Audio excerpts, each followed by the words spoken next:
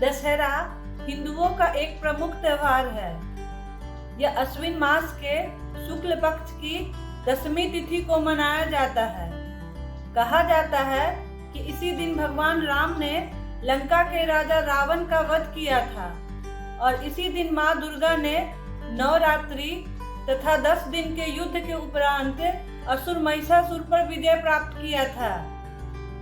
इसे असत्य पर सत्य की विजय के रूप में भी मनाया जाता है, इसलिए इस दशमी को विजयादशमी भी कहते हैं। इस दिन शस्त्र की पूजा होती है और इस दिन से लोग नया कार्य आरंभ करते हैं।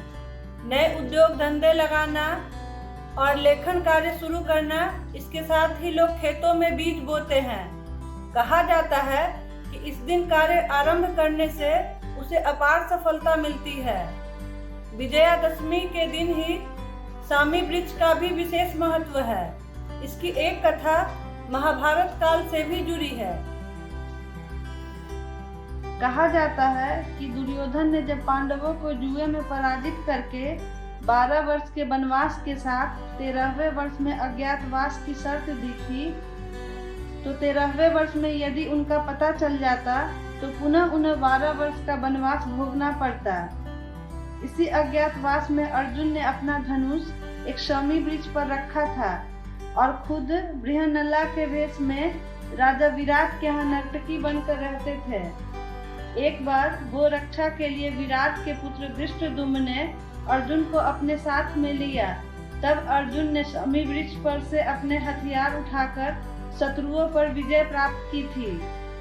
ऐसी मान्यता है कि विजयदशमी के दिन भगवान रामचंद्र जी के लंका पर चढ़ाई करने के लिए प्रस्थान करते समय शमी वृक्ष ने ही भगवान राम की विजय का उद्घोष किया था।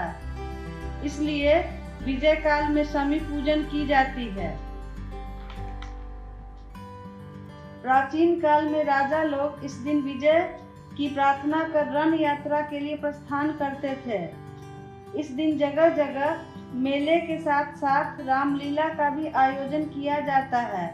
रावण का विशाल पुतला बनाकर उसे जलाया जाता है।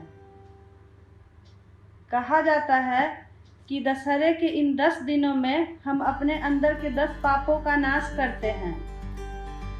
काम, क्रोध, लोभ, मोह, मद, मत्सर, अहंकार, आलस्य, हिंसा और चोरी का हम परित्याग करते हैं। दशहरे का सांस्कृतिक पहलू भी है।